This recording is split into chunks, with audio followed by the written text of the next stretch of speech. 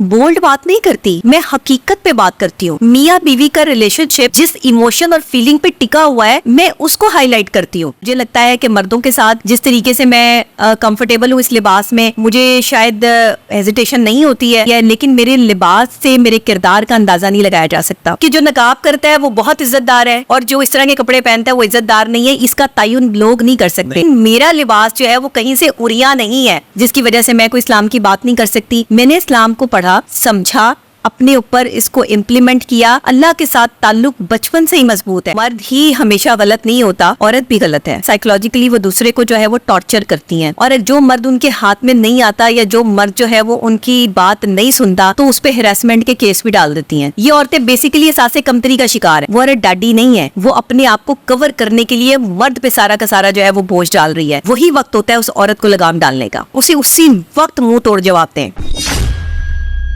शेरनी नहीं है, ये लोमड़ियों वाली बात है। हाँ, चलाकियों वाली। यानी ये जो कोई अट्रैक्शन होती है फिजिकल, वो औरत को नहीं होती, वो उसके पीछे हाँ। रीजन चलाकियों वाली है। जी, रीजन चलाकियों वाली है कि मियाँ बीवी का रिश्ता दुनिया का सबसे पहला और बेहतरीन रिश्ता है। इस रिश्ते में अगर दरार आ रही है, मेंटल कंपैटिबिलिटी नहीं है, फिजिकल कंपैटिबिलिटी नहीं है, कोई थर्ड पार्टी की वजह से आपका रिश्ता खराब हो रहा है, तो आप इज्जत के साथ एक दूसरे को छोड़ दें। यहाँ पे हम पहले ही अलग होने की तरफ आ जाते हैं और फिर रिवेंज स्टार्ट हो जाता है। ये इज्जत पे ही टिका हुआ है रिश्ता। जी, जो लोग कहते हैं ना कि हमें मोहब्बत नहीं मिली, एक्चुअली उनको इज्जत नहीं मिली होती। हाय हाय हाय, बड़ी बात कर रही हैं आप। वो लोग आते हैं काउंसलिंग के लिए, मैं उन्हें यही कहती हूँ कि 10 साल पीछे चले जाए। तो अगर आप उस चीज को दोबारा से उस जो है वो अपने माजी में जाएंगे तो आपको पता चलेगा कि आप दोनों की कंपैटिबिलिटी कितनी अच्छी थी। आपके कहने पे ना मैं आपकी गुफ्तगू के दौरान 10 साल पीछे चला गया, और कितना मुझे मजा आया कि उस वक्त तो मैं सिंगल था। फितरतन मर्द रंगीन है। जो औरत मुस्कुराती है मर्द को वो पसंद है। मर्द को रोने वाली औरतें नहीं पसंद। वो उनकी सिंपैथी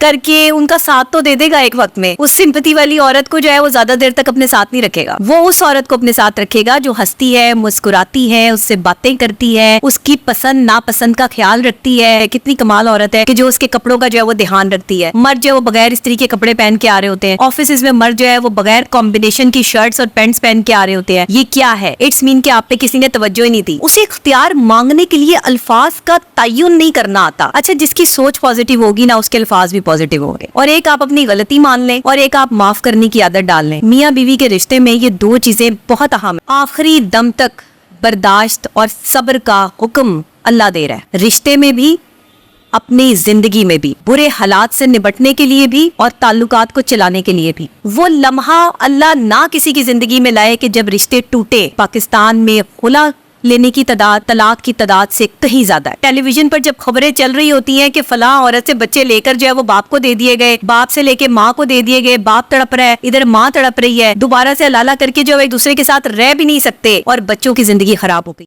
अस्सलाम वालेकुम डॉक्टर साहिबा।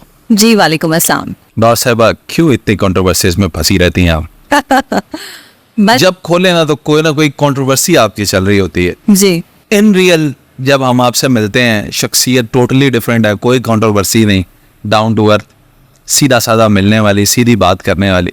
लेकिन सोशल मीडिया पे कंट्रोवर्सीज ये खुद फंसती है जानबूझ के, पर्पसली, या लोग फंसा देते हैं? अच्छा, आपने पहली दफा आसिफ भाई एक बहुत बड़ा क्वेश्चन मुझसे किया जो आज से पहले मुझसे किसी ने नहीं ये सवाल किया। आप मुझसे मिले, आपने मेरी पर्सनालिटी को देखा है। मैं ऐसी ही सादा सी बंदी हूँ और सच बोलती हूँ, और वो सच बोलती हूँ जो किसी और में बोलने की हिम्मत नहीं होती। मेरे उस सच को गलत रंग दे के लोग अपने थंबनेल की नज़र जो है वो उसको कर देते हैं। सिर्फ चंद व्यूज़ के लिए मेरी बात पे गलत थंबनेल जो है वो लगा दिया जाता है। जैसे अभी 2-3 कंट्रोवर्सीज चल रही हैं, उसमें मेरी बात कुछ और है लेकिन बात का मतलब कुछ और निकाल के उसका थंबनेल कुछ और लगा दिया गया है, जिसकी वजह से लोग सबसे पहला जो एक अट्रैक्शन की चीज़ होती है ना वो आपका थंबनेल होता है कि ये थंबनेल जो है ना वो क्या है और इस बंदे ने क्या बात की होगी। बाद में शक्ल देखते हैं, बाद में बात सुनते हैं। हमारे पाकिस्तानियों का एक प्रॉब्लम है ये कि बाद में बात सुन के समझ के फिर देखेंगे कि ओ हो हमने ये क्या कर दिया। लेकिन उस वक्त उस इंसान की ज़िंदगी का फैसला जो है वो थंबनेल कर देता है, उसकी शख्सियत वो थंबनेल बना देता है, जिसको खोलने के बाद जो है वो लोग फैसला कर रहे होते हैं कि ये तो बंदे ने बात ही नहीं की, लेकिन थंबनेल कुछ और है।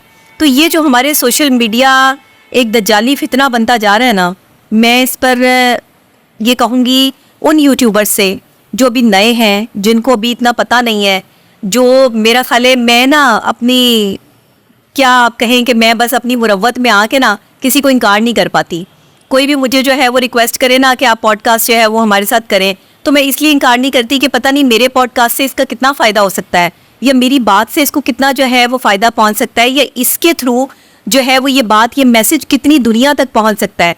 तो हो सकता है कि कोई ऐसी बात जो है वो निकल जाए कि जिससे लोगों का फ़ायदा हो जाए, लेकिन लोग उल्टा मेरा नुकसान करने के चक्करों में पड़ जाते हैं, उल्टा मुझे जो है वो कंट्रोवर्शियल करवा देते हैं। हालांकि मैं कोई कंट्रोवर्शियल बात नहीं करती। अगर मैंने जो है वो 2-4 जुमले ऐसे बोले भी तो उसके पीछे भी एक पूरी तहकीक और पढ़ा लिखा एक सब्जेक्ट था, उसमें कोई ऐसी जो है वो गंदी बात नहीं थी या ऐसी बात नहीं थी। लोग कहते हैं बहुत बोल्ड बात करती हैं, बोल्ड बात नहीं करती, मैं हकीकत पे बात करती हूँ। मियाँ बीवी का रिलेशनशिप जिस इमोशन और फीलिंग पे टिका हुआ है मैं उसको हाईलाइट करती हूँ। तो अगर आपकी इमोशंस, आपकी फीलिंग्स साइकोलॉजिकल प्रोसेस में कहाँ पे स्टैंड करती हैं, मैं उस लेवल पे बात करती हूँ। अब मेरे लेवल तक आके समझना बात को हर किसी के बस की बात तो नहीं है, तो ये बस अपनी समझ के मुताबिक थंबनेल लगा देते हैं। इसमें मैं खुद से कंट्रोवर्शियल नहीं होना चाहती, लोग कर देते हैं। यानी आपका लेवल ऊपर है। बस अब मेरे जाहिरी बात है, मैं क्या कह सकती हूँ इस हवाले से, लेकिन मेरे लेवल तक आके सोचना थोड़ा मुश्किल काम है। अच्छा डॉक्टर साहब, एक बात जो आपके अंदर मुझे बेहद पसंद है वो ये है कि आप कुरानिक रेफरेंसेस देती हैं, अहादीस सुनाती हैं। आपने ये भी बताया कि आपने 2 से 3 दफ़ा से भी ज़्यादा कुरान मजीद को तर्जुमे के साथ पढ़ रखा जी, है। 7 दफ़ा 7 मरतबा। थैंक यू फॉर करेक्टिंग जी। 7 दफ़ा कुरान मजीद पढ़ने के बाद भी तर्जुमे के साथ जी। अब जब लोगों को कुरान का रेफरेंस देती हैं, लोग जज करते हैं आपके ज़ाहिरी होलिये से। पेंट शर्ट कोट पहन के एक खातून बैठी हैं और ये कुरान की बात क्यों कर रही है? जब अच्छा, क्योंकि हमारा कॉन्सेप्ट यह कुरान की बात हो रही है तो जाहिर है सर पे दुपट्टा होना चाहिए, प्रॉपर स्कार्फ होना चाहिए, नो मेकअप ऑन, और आप फिर बिल्कुल वो एक मौलवी मटेरियल बन के कुरान की बात करें। क्यों हमारी कौम कुरान की बात सिर्फ मौलवी से सुनना चाहती है, आपके मुंह से क्यों नहीं सुनना चाहती? डॉक्टर जाकिर नाइक को सुना है आपने? सुना है। डॉक्टर जाकिर नाइक की जो है वो आपने पर्सनालिटी देखी है? उन्हें कभी आपने कमीज शलवार में देखा है? वो लोगों को मुसलमान करते हैं, उनकी बातें सुन के, उनका ईमान देख के और उन पर अल्लाह का फजल देख के हिंदू क्या, क्रिश्चियन क्या, हर तबके से ताल्लुक़ रखने वाला बंदा जो है वो इस्लाम की तरफ राग़िब हो जाता है। अगर आपके लिबास का इतना ही इफ़ेक्ट होता दूसरों पर और इस्लाम के नज़रिए को आप बयान करने में जो है वो इतने ही हल्के होते, तो फिर आप दूसरे कहते हैं ना कि अगर आपका मज़हब बेहतरीन है, अगर आप समझते हैं कि आपका मज़हब बेहतरीन है तो आपको उस पर अमल भी करना होगा। बिल्कुल ठीक है कि हमारे मज़हब इस्लाम में जो है वो पर्दे का जो है वो हुक्म दिया गया औरत को कि वो पर्दा करे, लेकिन अगर मुझ जैसी औरत या मुझ जैसी वो बच्ची जिसका बचपन में ही बाप का साया सर से उठ गया हो और उसने अपने घर वालों के लिए जो है वो बाहर निकल के काम करना हो, उसने अपने बहन भाइयों को पालना हो, तो मुझे बताए वो बच्ची कहाँ जाए? क्या मैं भी सड़कों पर भीख मांगती या मैं सड़कों पे खड़े होकर जो है वो लोगों को कहती कि भाई मेरी मदद करो? क्यों? जब मेरी वालिदा एक पढ़ी लिखी खातून थी तो मैंने बेहतर समझा कि मैं उनके साथ शाना बशाना मिलकर अपने घर का एक सर्कल चलाऊं। मैं अपने घर की वाहिद कफील हूँ, आज भी मैं अपने घर की वाहिद कफील हूँ। मेरे बच्चे भी, मेरा जो बेटा है वो भी, मेरी वालदा भी, और मेरे सारे सर्कमस्टांसेस, पता नहीं कितने खानदान मेरे साथ जुड़े हुए हैं। सिर्फ मेरा अपना खानदान नहीं। करे, लेकिन डॉक्टर साहब सारी बात का लिबास से क्या ताल्लुक है? ये लोगों को पता होगा, मैं ऐसा ही लिबास पहनती हूँ, मुझे ऐसा लिबास कंफर्टेबल रहता है। मुझे लगता है कि मर्दों के साथ जिस तरीके से मैं कंफर्टेबल हूँ इस लिबास में, मुझे शायद हेजिटेशन नहीं होती है, और अब मुझे इस चीज़ की आदत पड़ गई है। लेकिन मेरे लिबास से मेरे किरदार का अंदाज़ा नहीं लगाया जा सकता, कतन नहीं, बिल्कुल नहीं, और लगाना भी नहीं चाहिए कतन नहीं। कि जो नकाब करता है वो बहुत इज्जतदार है और जो इस तरह के कपड़े पहनता है वो इज्जतदार नहीं है, इसका तयन लोग नहीं कर सकते। अल्लाह कह रहा है कि तुम किसी पर भी बुहतान बाजी ना करो, किसी के भी लिबास देखकर उस पर जो है वो तानाजनी ना करो। देखिए, आपका बज़ाहिर लिबास काउंट करता है, लेकिन मेरा लिबास जो है वो कहीं से उरिया नहीं है कि जहाँ से कोई मेरा जो है वो लिबास की कोई उरियानी जाहिर हो रही हो जिसकी वजह से मैं कोई इस्लाम की बात नहीं कर सकती। मैंने इस्लाम को पढ़ा, समझा, अपने ऊपर इसको इम्प्लीमेंट किया।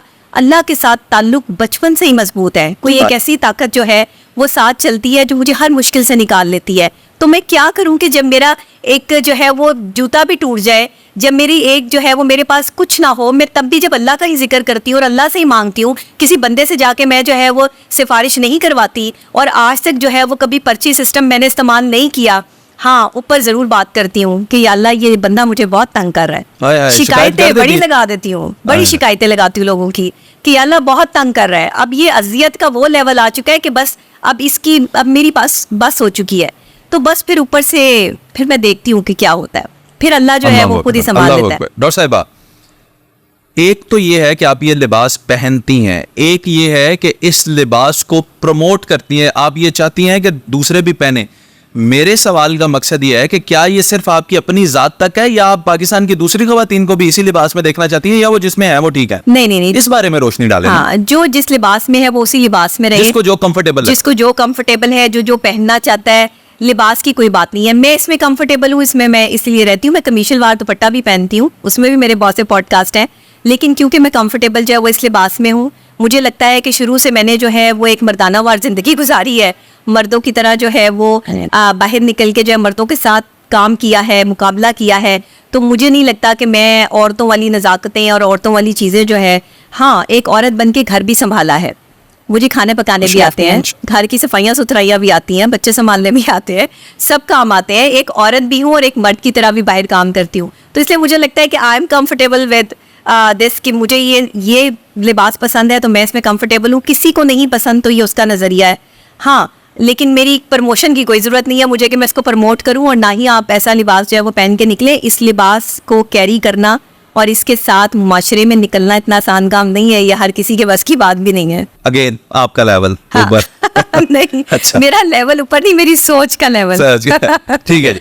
डॉक्टर साहब, आपने कहा मैंने मर्दों के साथ निकलकर मर्द बन के काम भी किया है और औरत बन के घर भी संभाला घर है। भी संभाला। हमने तो हमेशा एक ही बात सुनी है, अब मर्दा ने औरतों को हरास किया जी, या मर्द औरतों को हरास करते हैं, लेकिन अंदर खाने औरतें भी हैं जो मर्दों को हरास करते हैं। ये माशरा सिर्फ एक ही पहलू क्यों दिखाता है जी? देखिए, तस्वीर के दो रुख होते हैं और दोनों रुख से तस्वीर को देखना चाहिए। हर एंगल से तस्वीर जो है वो अलग दिखाई देती है। एक ही शख्स की तस्वीर के कई एंगल्स होते हैं। इसी तरह मर्द और औरत, आप ये देखिए कि मर्द ही हमेशा गलत नहीं होता, औरत भी गलत है। आपके माशरे में सब औरतें गलत नहीं हैं, लेकिन कुछ औरतें जिनकी वजह से आपका माशरा जो है वो इस तरफ जा रहा है, जिसमें वो मर्द को जो है, अच्छा, अक्सर औक़ात ऐसा होता है, कुछ ख़वातीन ऐसी होती हैं कि उनकी ये साइकोलॉजी होती है, साइकोलॉजिकली वो दूसरे को जो है वो टॉर्चर करती हैं, टीज़ करती हैं, और जो मर्द उनके हाथ में नहीं आता या जो मर्द जो है वो उनकी बात नहीं सुनता तो उस पर हरासमेंट के केस भी डाल देती हैं। ऐसी भी औरतें हैं यहाँ पे, और ये बड़ी ख़तरनाक किस्म है औरतों की। वो समझती हैं कि ये ख़तरनाक किस्म है। ये औरतें बेसिकली सासे कमतरी का शिकार है। मैं आपको साइकोलॉजिकली बता दूं, मैं इनकी साइकोलॉजी आपको बता दूं। इनसे लोग डरते हैं।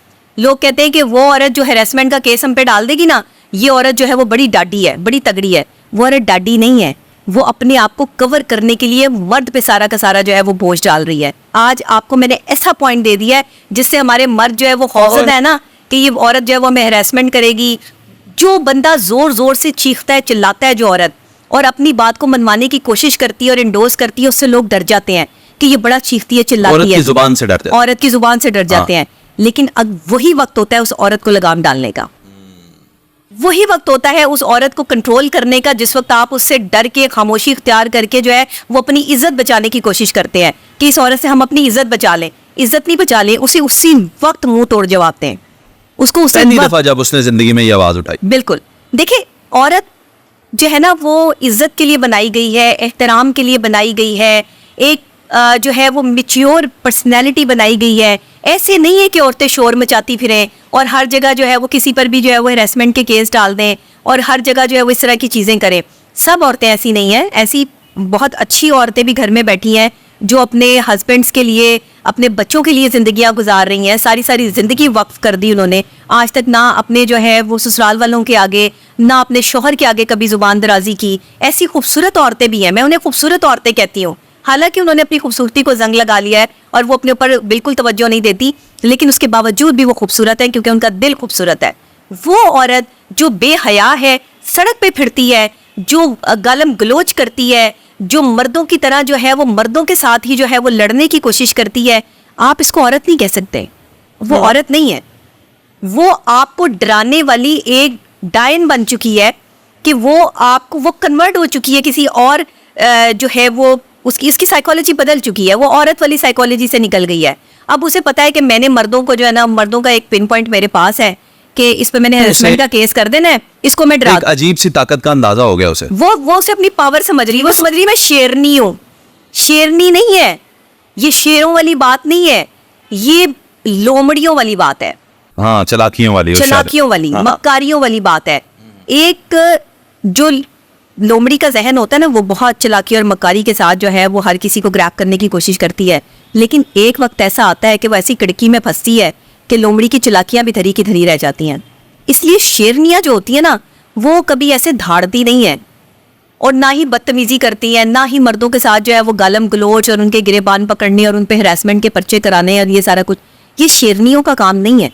शेरनी तो फिर शेर की भी प्रोटेक्शन करती है। हाँ, शेरनी तो फिर वो है, शेरनी तो फिर शिकार भी करके लाती है।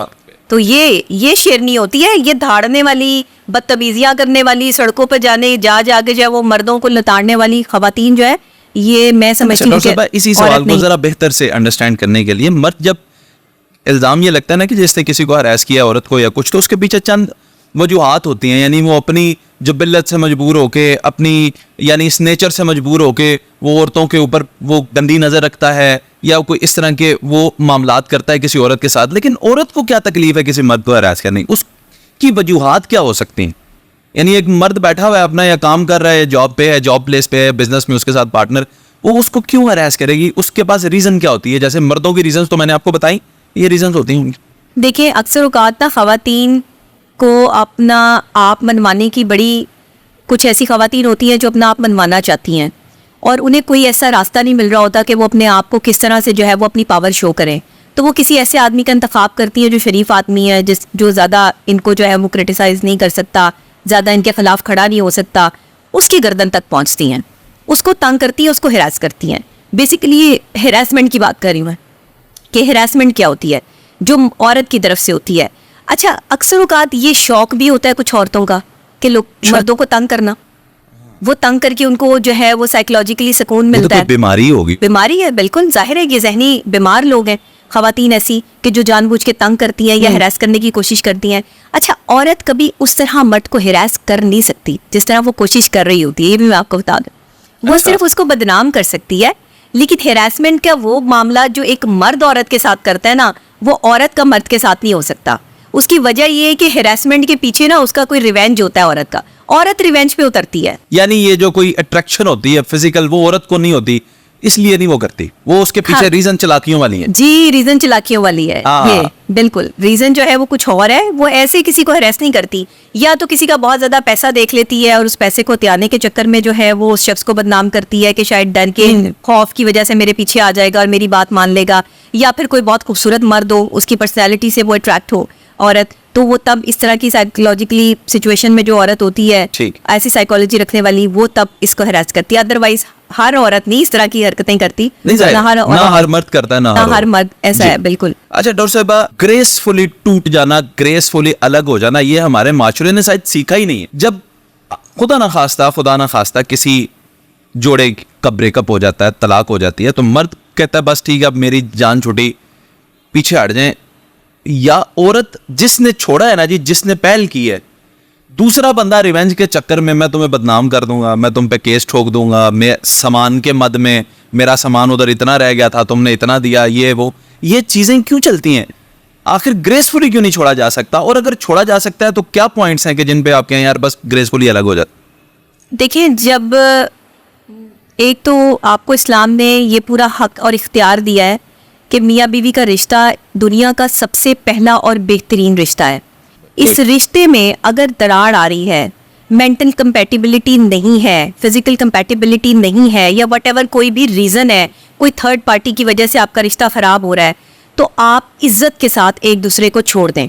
अच्छा, हमारे यहाँ अवेयरनेस नहीं है, एजुकेशन की कमी है, लोगों ने अवेयर भी नहीं किया किसी ने समझाया भी नहीं कि अगर खुदा ना खास्ता कोई ऐसी चीज़ हो रही है तो उसको पहले हल करने की कोशिश करें, उसके मामलात को पहले जो है वो सॉर्ट आउट करें, उसके बाद जो है वो कोई हल निकालें। यहाँ पे हम पहले ही अलग होने की तरफ आ जाते हैं और फिर रिवेंज स्टार्ट हो जाता है कि इस लड़के ने या इस लड़की ने मेरे साथ ऐसे किया, या मेरे शौहर या मेरी बीवी ने मेरे साथ ऐसे किया, तो मैं अब इससे रिवेंज में जो है वो ये काम करूंगा कि मैं इसकी सारी ज़िंदगी हराम कर दूंगा या कर दूंगी। ये सोच रख के हम जो है वो चलते हैं। कुरान कह रहा है, सूरह निसा में जिक्र है कि अगर आप एक साथ नहीं चल सकते, मोहब्बत से, इज्जत से उनका हक महर अदा करो। जितने दिन वो तुम्हारे साथ रही है उनका हक उन्हें इज्जत से अदा करके छोड़ दो, और फिर जो है वो कभी पलट के ना देखो और बात ही ना करो, और कभी किसी से जिक्र भी ना करो किसी उनकी बुराई का। तो अगर आपने सीखा होता या आपने पढ़ा होता या समझा होता तो आपको पता होता कि मियाँ बीवी का रिश्ता इज्जत पे ही है, ये इज्जत पे ही टिका हुआ है रिश्ता, इसके अलावा आगे कुछ नहीं है। जहाँ इज्जत है वही मोहब्बत है। ये मोहब्बत, जी जो लोग कहते हैं ना कि हमें मोहब्बत नहीं मिली, एक्चुअली उनको इज्जत नहीं मिली होती। हाय हाय हाय, बड़ी बात कर रही हैं आप। यस, उनको इज्जत नहीं मिली होती। अगर उन्हें इज्जत मिली होती ना तो वो मोहब्बत भी करते। मर्द ने अगर औरत को इज्जत दी है ना तो वो उससे मोहब्बत करता है। जो मर्द किसी औरत की इज्जत करता है वो उससे मोहब्बत करता है, लेकिन जो मर्द किसी औरत की, अपनी बीवी की इज्जत नहीं करता, वो उससे मोहब्बत भी नहीं करता। वो जितने मर्जी मोहब्बत के दावे कर ले, वो दावे धरे के धरे रह जाते हैं उस वक्त कि जिस वक्त जो है वो इज्जत नाम की चीज़ जो है वो बीच में से निकल जाती है। तो यहाँ पर सबसे पहले हमें ये समझना है कि मियाँ बीवी अगर एक दूसरे से उकता गए हैं, एंड पॉइंट है, बिल्कुल आप एक दूसरे के लिए जो है वो अजनबी होते जा रहे हैं किसी भी रीज़न की वजह से, तो आप दोबारा से 10 साल पीछे लौट जाएं। 10 साल पीछे जब आपकी शादी हुई थी, जब आप एक दूसरे से मिले थे, कुछ अपनी अच्छी बातें रिकॉल करें। मेरे पास जितने भी जो है वो लोग आते हैं काउंसलिंग के लिए, मैं उन्हें यही कहती हूँ कि 10 साल पीछे चले जाएं। 10 साल पीछे जाके देखें कि आपकी पर्सनैलिटी क्या थी, आपका एटीट्यूड लेवल क्या था, आपके बोलने का अंदाज और उस शख्स को देखने का अंदाज कितना मोहब्बत वाला और शफीक अंदाज था। तो अगर आप उस चीज़ को दोबारा से उस जो है वो अपने माजी में जाएंगे तो आपको पता चलेगा कि आप दोनों की कंपैटिबिलिटी कितनी अच्छी थी, और 10 साल इसीलिए गुजर गए। बेशक जो है वो एक दूसरे से लड़ते लड़ते गुजर गए, लेकिन मेंटल कंपैटिबिलिटी कहीं ना कहीं थोड़ी बहुत मौजूद थी, जिसकी वजह से 10-15 साल गुजर गए। अच्छा कथा कलामी माफ, आपके कहने पे ना मैं आपकी गुफ्तगू के दौरान 10 साल पीछे चला गया। और कितना मुझे मजा आया कि उस वक्त तो मैं सिंगल था। मैं बड़ा खुश हुआ। अब मैं वापस आ गया। Anyway, ये बड़ा खूबसूरत आपने डिफाइन किया। अल्लाह करे लोग जो हैं वो इसी तरह जी रिकॉल करें अपनी मेमोरीज को और खुशहाली के साथ जिंदगी गुजारें। डॉक्टर साहिबा, आपने कुरान मजीद को भी माशाल्लाह 7 दफा तर्जुमे से पढ़ा, इस्लाम भी पढ़ती हैं, जानती हैं माशाल्लाह। ये बताएं, ये जो 4 शादियां हैं बहैसियत खातून, मैंने आज तक किसी औरत के मुंह से ये नहीं सुना कि उस कहनी ने ऐसी इस्लाम दी सारियां गल्लां मननी, ये भी मननी है कि 4 शादियां होनियां जायज़ ने, लेकिन वो कहती है रहे आप एक के साथ ही रहे, मेरा शोहर एक के साथ ही रहे। Are you in the favour of 4 marriages? और अगर है तो what should be the circumstances जिनमें 4 शादियां होनी चाहिए? मैं हमेशा उस फेवर में हूँ जो मेरे अल्लाह ने हुक्म दे दिया है, मैं उस फेवर में हूँ। जिसका अल्लाह ने कह दिया ना कि ये जायज़ है, तो वो आप उसको नहीं टाल सकते। लॉजिक क्या समझ आती है? लॉजिक ये है कि 4 शादियां ऐसे नहीं जायज़ कि आपका जो औरत पसंद आए उससे शादी कर लो, जो औरत की कोई खूबी नजर आए तो उससे शादी कर लो। नहीं, औरतें रखने का हुक्म तब है जब आप पहली बीवी के साथ इंसाफ कर रहे हो और आप अगली 3 के साथ भी इंसाफ कर सकते हो। यानी कि इंसाफ का तकाजा ये है कि अगर आप 4 बीवियों में इंसाफ कर सकते हो तो 4 शादियां कर सकते हो। ये नहीं है कि आप अफोर्ड कर सकते हैं तो 4 शादियां कर लें। ये नहीं है कि आप किसी को पैसा दे सकते हैं, पैसे के अलावा आपकी जो तवज्जो भी तो चाहिए, आपकी मोहब्बत भी तो चाहिए, आपका एहसास भी तो चाहिए। आपने जो इज्जत देनी है उन बीवियों को, जो मुकाम देना है, 4 को बैलेंस लाइफ पे रखना है, वो आपके अंदर कैपेसिटी भी तो चाहिए। यहाँ तो बेचारे मर्द जो है वो पहली शादी करने के बाद जो है वो 35 के बाद इतने बुढ़े हो जाते हैं, इतनी बुरी सिचुएशन उनकी हो जाती है कि वो लड़कों वाली तो उनमें कोई चीज़ बचती नहीं है। वो तो बेचारे ऐसे जो है वो डिप्रेशन में आ जाते हैं कि उन्हें देख के ऐसे लगता है कि 35 के बाद जो है वो शायद इनके पास टाइम भी नहीं है, और 40 के बाद जो है वो यहाँ मर्द को हार्ट अटैक हो जाता है। तो मुझे आप खुद बताएं, वहाँ 4 शादियाँ जो है वो, मैं ये नहीं कहती कि 4 शादियाँ आप ना करें या आप करें, आप उस बेस पे करें जब आप इंसाफ कर सकते हैं, लेकिन 4 शादियों का हुक्म अल्लाह ने तो दिया है। इंसाफ ये है कि आप 4 को बैलेंस रखें, अगर आप रख सकते हैं तो। बैलेंस इन टर्म्स ऑफ, भाई अगर आपने पहली बीवी को बहुत खुश रखा हुआ है और आपकी पहली बीवी आपको इजाजत भी देती है, उसको आप जो है वो खुश रखा हुआ है और आप उससे जो है वो दूसरी बीवी की इजाजत देनी चाहिए ना। बहुत सी खवातीन देती हैं, बहुत सी खवातीन जिनके और आप जानती बच्चा हैं नहीं हो ज्यादातर पाता, नहीं देती। जी ज़्यादातर नहीं देती हैं, लेकिन क्योंकि इस्लाम कह रहा है, असल में मैं आज आपको इसकी सच्चाई और हकीकत बता देती हूँ। इसको मुझे पता है ये लोग ये भी कंट्रोवर्शियल कर देंगे, तो कर दें, कोई मसला नहीं है, मैं इसका जवाब भी देने के लिए तैयार हूँ। आप इस पे मुझ पे केस भी कर दें, मैं इस पे भी जवाब देने के लिए तैयार हूँ। मर्द की कैपेसिटी औरत से बहुत ज़्यादा होती है। उसकी फिजिकल कैपेसिटी को देखते हुए अल्लाह ने उसको 4 शादियों की इजाज़त दी है। ये साइकोलॉजिकल प्रोसेस है, ये आपका फिजिकल प्रोसेस है। एक औरत जो है वो बेचारी अपने जो है सारे मामलात देखती है, अपना घर देखती है, वो थक जाती है, वो अपनी फिजिकल एक्टिविटी में इतनी ज़्यादा इन्वॉल्व होती है कि वो मर्द के लिए हर वक्त हाजिर नहीं रह सकती है। यहाँ पे अगर बायोलॉजिकली आप जो है वो एक मर्द की कैपेसिटी देखें तो हर 1 घंटे बाद जो है वो मर्द की जो एक जो मेंटल पावर और फिजिकल पावर है वो बढ़ रही है। अब जब वो चीज़ें जो है वो आपको जेनेटिकली आपके हार्मोन्स की सूरत में जो है वो आपके अंदर तब्दीली आ रही है, उसको आप कैसे रोक सकते हैं? मर्द बाहर फिर एक्स्ट्रा मैरिटल अफेयर चलाता है, अगर आप उसे शादी करने की इजाज़त नहीं देती, फिर वो जो है वो बाहर दूसरी औरतें रखता है, वो अपनी फिजिकल कैपेसिटी के मुताबिक जो है वो औरतों के साथ जो है वो रिलेशनशिप में आ जाता है। फिर औरतें ये बर्दाश्त कर लेती हैं, लेकिन हक और निकाह बर्दाश्त नहीं करती। ये प्रॉब्लम है, वो बड़ी बात कर रही हैं आप। ये प्रॉब्लम है जिसकी वजह से साइकोलॉजिकली मर्द जो है वो, जब औरत उसको प्रॉपर तरीके से सुकून नहीं दे पाएगी, क्योंकि अगर मर्द और औरत एक दूसरे का लिबास है तो लिबास जब तक कंफर्टेबल नहीं होगा आप खुशी महसूस नहीं करेंगे। नहीं, अच्छा, लिबास आपको खूबसूरत दिखाने के लिए होता है, आपकी ऐप छुपाने के लिए होता है, और आप उसमें कंफर्टेबल महसूस करें और खुशी महसूस करें, इसलिए लिबास पहना जाता है अपना सतर ढांकने के लिए। तो अगर मियाँ बीवी एक दूसरे के साथ अनकंफर्टेबल है तो जाहिर है कि शौहर की कैपेसिटी औरत से कहीं ज्यादा है। औरत जो है वो मर्द के बगैर भी जिंदगी गुजार लेती है। जो खवातीन बेवा हो जाती हैं, अगर मर्द उनके साथ नहीं है तो वो उसके बगैर भी सारी जिंदगी गुजार लेती है, लेकिन मर्द शादी के बगैर जिंदगी नहीं गुजार सकता, क्योंकि ये उसकी नेचर में, उसकी फितरत को अल्लाह ने जो है वो ऐसा डिजाइन किया है। उसके अंदर जो हार्मोनल चेंजेस है वो इस तरह की है कि जिसको वो कैपेसिटी को बर्दाश्त नहीं कर सकता, तो फिर वो क्या करे, वो कहाँ जाए? वो फिर जो है वो जाहिर ही बात है, फिर वो मुख्तलिफ जो है वो खवातीन की तरफ अट्रैक्ट होता है। फिर ये उसकी कैपेसिटी है, एक हद तक आकर जो है वो हर बंदे की कैपेसिटी खत्म हो जाती है। तो इसलिए मैं बीवियों को कहती हूँ, I don't completely want to disagree with you, but there is a point. देखिए, मैं एक शादीशुदा मर्द हूँ और I don't know if you talking about कि सब मर्दों के साथ ऐसा ही है, स्पेसिफिक है। के साथ ऐसा अगर सब मर्दों के साथ ऐसा है तो मेरे साथ तो ऐसा नहीं है। मैं एक बीवी के साथ मैं खुश हूँ।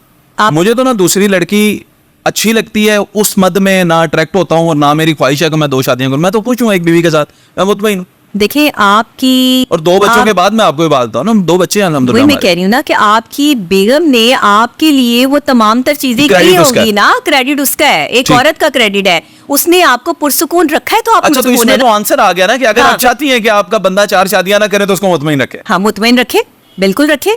ठीक है, ये तो पॉइंट आ गया आपका। आप दूसरी औरत की तरफ उसे जाने ही ना दें। आप जो है वो ये कहती है कि आपको 4 शादियों से प्रॉब्लम है, तो आप उसके लिए फिर उसी कैपेसिटी में जो है मुयस्सर भी आए, आप उसको आपको करना पड़ेगा। अब औरत कहती है कि मुझे ही क्यों करना पड़े, मर्द क्यों नहीं बर्दाश्त करता, तो आज मैंने आपको खुल के बता दिया कि मर्दों, वो बेचारे बर्दाश्त करना भी चाहें तो वो नहीं कर सकते ना, उनका प्रॉब्लम है साइकोलॉजिकली भी और फिजिकली भी। तो अगर आप इसको नहीं समझेंगे, अंडरस्टैंड नहीं करेंगे, तो फिर मामला जो ये, आप किसी इस्लामी स्कॉलर से भी ये बात पूछ सकते हैं, वो भी आपको इस मसले के हवाले से बड़ी अच्छी राय दे सकते हैं। मैं तो इसको साइकोलॉजिकली ही डिफाइन कर सकती हूँ या माशरती तौर पर डिफाइन कर सकती हूँ, अदरवाइज जो है वो इसको इस्लामिक पॉइंट ऑफ व्यू से मैं बिल्कुल डिफाइन नहीं करना चाहती। हाँ, सम मेक सेंस। हाँ, आगे बढ़ते हैं। मुझे काइंडली ये बताएं कि आजकल क्या हर दौर में ही एक बीमारी है जी लोगों के अंदर, कि ये जो हमारा रिश्ता है ना, इसको नजर खा गई है। हमारा तो बड़ा सलूक था जी, हम तो बड़े खुश रहते थे, नजर खा गई, अब हम लड़ते बहुत हैं, या हमारी तलाक हुई तो ये नजर ने, क्या नजर इतनी ताकत रखती है कि मियाँ बीवी में तलाक करवा दे या लड़ाइयाँ करवा दे? है कुछ ऐसा? अच्छा, इस्लाम में नजर बद के जो मामलात हैं वो बड़े सख्त हैं। नजर बद इंसान को कब्र तक पहुंचा देती है। नजर बद जो है वो अच्छी अच्छी चीजों को खा जाती है, दीमक लग जाती है। ये वही तो नहीं है जो ऊंट को हांडी में और इंसान को कब्र में? कब्र में, बिल्कुल। ऊंट को, अब आप देखिए, ऊंट को हांडी में डालना पॉसिबल है, लेकिन नजर बद ये पॉसिबल बना रही है। एक इंसान जो हंसता खेलता आपके सामने मौजूद हो और अचानक से जो है वो इस दुनिया से रुखसत हो जाए, उसे कोई बीमारी भी ना हो, तो क्या था?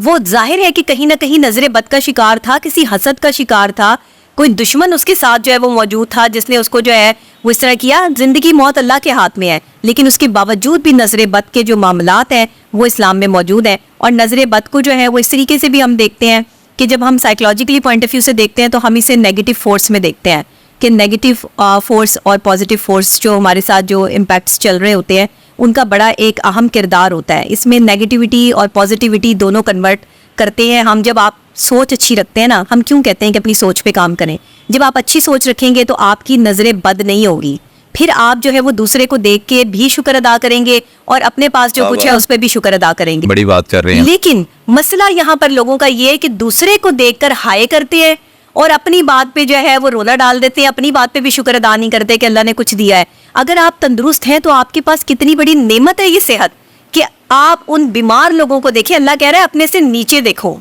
अपने से ऊपर देखने का हुक्म नहीं आया। तो जब अपने से ऊपर देखने का हुक्म ही नहीं आया तो फिर हम कैसे अपने से ऊपर देखें? मसला तो ये है। बिल्कुल सही। डॉक्टर साहब, मियाँ और बीवी में डोमिनेट करने का एक एलिमेंट रहता है। मर्द कहता है मेरी चौधरा आ रहे, मेरी बात मानो। बीवी कहती है मैं तो इसको जरा ना नीचे लगा के रखूं। बस ऐसे वो चुन्ना काका जैसे बच्चे नहीं पालते, ऐसे मैं एक आवाज दूं बस मेरा शोर जो है वो आंख का इशारा समझे मेरी। आखिर किसको डोमिनेट करना चाहिए इस रिश्ते में, या कोई बैलेंस सिचुएशन भी होती है? कैसे है, या ये जो शोहर लगे ही हुए हैं बीवियों के नीचे, उनकी क्या जिंदगी है? अच्छा देखिए, दोनों एक दूसरे के लिए कंपैटिबल होने चाहिए, दोनों एक दूसरे के लिए आसानियां पैदा करने वाले होने चाहिए, ना कि एक बंदा जो है वो डोमिनेंट पर्सनैलिटी में हो, चाहे वो मर्द है या औरत, और दूसरा बंदा जो है वो बेचारा बिल्कुल ही दबा हुआ हो। एक बंदा अपना हुक्म चला रहा है। लेकिन मैं मर्द को एक स्टेप आगे रखती हूँ। मर्द बाप है, भाई है, बेटा है, शौहर है, वो मुझसे आगे है। मैं उसके पीछे चलना पसंद करूंगी, मैं उसके साथ चलना पसंद करूंगी, लेकिन मैं उससे आगे चलना पसंद नहीं करूंगी। ये मेरा काम है, ये मेरा स्टाइल है, ये मेरी तरबियत है। मुझे लोगों का नहीं मालूम। जो औरतें मर्दों से एक कदम आगे चलती हैं वो औरतें कामयाब नहीं होती, क्योंकि अल्लाह ने सरबराह बनाया मर्द को, वरना औरत को सरबराह बना देता अल्लाह। मर्दों पे जिम्मेदारी फिर क्यों डालता औरतों की? क्यों कहता जो है वो फिर औरतों को कहता ना कि मर्द जो है वो तुम्हारी खेती है और तुम जैसे चाहो जो है वो इनके साथ जिंदगी बसर करो। लेकिन औरत के बारे में बार बार जो है वो अल्लाह फरमा रहा है मर्द को कि औरतों के मामले में अल्लाह से डरो। कहीं ये तो नहीं लिखा हुआ है कि मर्दों के मामले में अल्लाह से डरो। औरत के मामले को जो है वो मर्द के साथ एसोसिएट किया गया, क्योंकि मर्द की पावर्स औरत से कहीं ज़्यादा है। उसकी कैपेसिटी, उसकी सोच, उसके जो है वो इमोशंस और उसके जो बर्दाश्त करने की कैफियत है वो औरत से कहीं ज़्यादा है। एक मर्द जिसके घर में कोई उसका अपना प्यारा चला जाता है, वो उस वक्त धाड़े मार के रोता है जब उसकी बिल्कुल बस हो जाती है। लेकिन औरतों को आप देखते हैं कि वो कैसे जो है वो तड़प तड़प के रो रही होती हैं, क्योंकि उनकी कैपेसिटी नहीं है, बर्दाश्त की वो कैफियत नहीं है। अल्लाह ने उनको मासूम बनाया है, मजलूम भी बनाया है, लेकिन हर औरत को नहीं। फिर मैं वहीं कहूँगी, हर औरत को नहीं। ऐसी जीदार औरतें भी हैं कि जो मर्दों को भी कुछ नहीं समझती हैं, लेकिन ये औरतें नहीं हैं। वो जो मर्द की इज्जत करना जानती हैं, मर्द के शाना बशाना चलती हैं या मर्द से एक कदम पीछे चलती हैं, वो औरतें कामयाब हैं। ये मैं नहीं कह रही, ये अल्लाह का हुक्म है कि आपने मर्द को जो है वो एक मुकाम आगे देना है। जो बीवियां अपने शौहरों की इज्जत, हाँ सरदारी मर्द के पास है। ये कोई चक्कर नहीं है कि औरत ये कहे कि जी मैं सरदार बनने के काबिल नहीं है, नीचे लगा हुआ है जी जी जी जी। नहीं, तो वो वही बात है ना कि आप एक दूसरे की इज्जत करें, लेकिन एक दूसरे की इतनी भी ना जो है वो नीचे लग जाएं, या ऐसी भी बात ना करें कि जिसमें आप अपनी इज्जत नफ्स ही बिल्कुल खत्म कर दें। मर्द है तो फिर मर्द होना चाहिए। फटने की सलाहियत रखता है, वो नीचे लगा हुआ भी बिल्कुल फटेगा। क्योंकि देखिए एक इंसान है, इंसान की कैपेसिटी है, उसकी इज्जत नफ्स है। इतना आप किसी को नीचे नहीं गिरा सकते। इज्जत नफ्स वाला जो बंदा होगा ना, वो एकदम जो है वो उठेगा और फिर बगावत पे उतर आएगा और फिर वो आपके काबू नहीं आएगा, रिश्ते तबाह होंगे। रिश्ते तबाह। फिर इसमें आप औरत की खुद मुख्तारी कहाँ पे देखती हैं कि ये जो उनको चाहिए कि मैं खुद मुख्तार हूँ, मैं अपना कमाऊँ, मेरे पास अपने पैसे हों, अल्लाह का दिया शौहर की तरफ से सब कुछ है, लेकिन मुझे अपने पैसे चाहिए, मैं खुद कमाना चाहती हूँ, मेरा कोई बिजनेस हो। जो औरत इस तरह रिलेशन में खुद मुख्तार होना चाहती है और उसके पास पैसा आ जाता है और बाज़ औक़ात मर्द से भी ज़्यादा आ जाता है, वो क्या करेगी?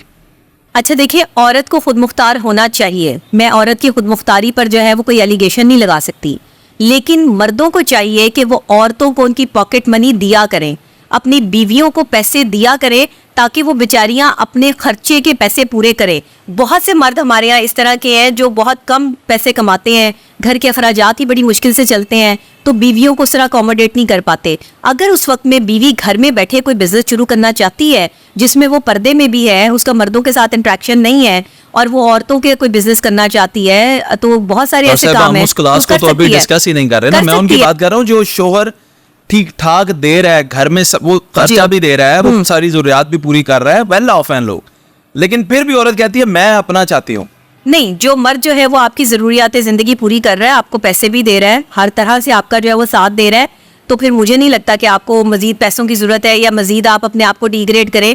आपको अल्लाह ने ये मुकाम दिया है कि आपको घर में बिठा के वो इतनी इज्जत दे रहा है, आपको, आप बीवी है किसी की, आपके नाम के साथ किसी मर्द का नाम जुड़ा है, किसी की जुर्रत नहीं है कि आपकी तरफ आंख उठा के देख ले, तो ये छोटी बात है। ये वो इज्जत और वो मुकाम है। पूछे उन औरतों से जिनके साथ मर्द नहीं है, जिनके साथ किसी मर्द का नाम नहीं जुड़ा हुआ, कैसे वो रोती हैं, कैसे अजियत का शिकार होती हैं। मेरे पास जो है वो खवातीन आती है, इतनी उम्रें गुजर गई हैं, उनकी शादियां नहीं हो पाई, और बहुत सी रीजंस ये कि उन्होंने अपनी आइडियलाइज किया हुआ था, कुछ घर वालों की तरफ से मामला थे, और फिर जब उम्रें गुजर गई हैं तो अब वो सोचती हैं कि कोई मर्द जो है वो हमारे साथ होना चाहिए था। तो मर्द जरूरी है, भाई हो, बेटा हो, शौहर हो, बाप हो, कोई ना कोई एक आपके साथ जरूर होना चाहिए। हाँ, क्या बात है। हाँ। डॉक्टर साहब, कामयाब शादी कौन सी है? क्या फैक्टर्स हैं जब नजर आए कामयाब शादी है? कुछ पैरामीटर्स बताएं ना, ताकि हम भी सुनते सुनते और व्यूअर्स देखते देखते वो एनालाइज करें, हमारे अंदर ये जरासीम पाए जाते हैं कि नहीं कामयाब शादी है या नहीं। कामयाब शादी वो है जिसमें शौहर मुस्कुराते हुए घर में दाखिल होता है और औरत मुस्कुरा कर उसका इस्तकबाल करती है। औरत इंतजार करती है कि मेरा शौहर आने वाला है, खुद को तैयार करती है, अपने बच्चों को, अपने घर को साफ सुथरा रखती है, उसके लिए उसे अच्छे खाने बनाने की जो है वो सोच होती है, अपने शौहर के लिए कुछ अच्छा करने की जो है वो तगोदो अंदर जो है वो दिलचस्पी होती है।